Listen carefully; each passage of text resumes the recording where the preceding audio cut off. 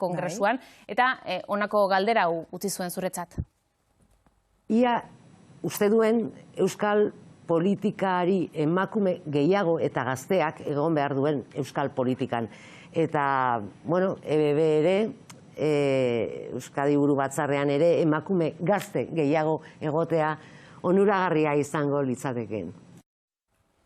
Noski baiet, zelan ez, bai euskal politikan eta baita Eusko Alderdi Jeltzalean ere, baina pizka bat deigarria egiten zait berat galdera niri egitea behar bada, ardura gehien daukagun alderdia garelako. Kontuan izan behar dugu, gaur ni hemen nago, emakumea naiz, Itxaso Atutxa Bizkai Buru Batzarreko presidentea emakumea da, legebiltzarrera baldin bagoaz, Eusko Alderdi Jeltzaleko taldean, emakume gehiago daude, gizonak baino, Europan ere, gure ordezkaria emakumea da, Madrileko ordezkaritza ikusita, 16 ordezkari ditugu guk Madrilen Kongresuan eta Senatuan, eta 16 horietatik 9 emakumeak dira.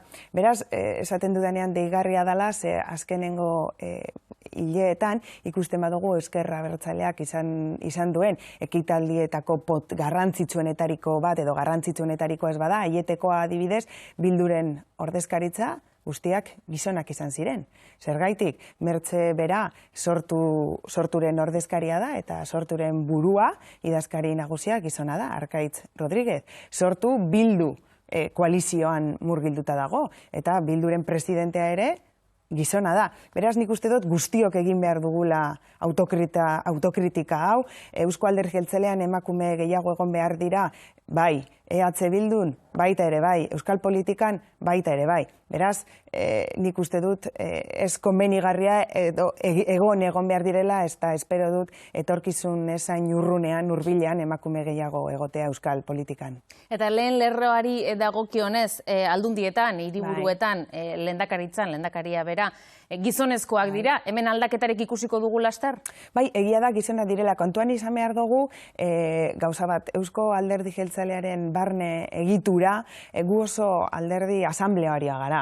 Hau da, milaka eta milaka alderdikide daukagu aukera, gure barne prozesuetan, gure hautagaiak aukeratu ahal izateko, daukagu aukera lehenengo proposamenak egiteko, eta proposamenak egin ondoren, proposatuen artean, gero, hautagaia hori aukeratzeko. Orduan, batzuetan oreka hori bilatzea ez da erraza, milaka eta milaka pertsona gaudenean gure hautagaiak aukeratzen, baina ziur nago, gizarte ahorradoa eta Eusko Alderdi Jeltzalea baita ere, emakume gehiago izatea hemendik eta etorkizun ez urrunera.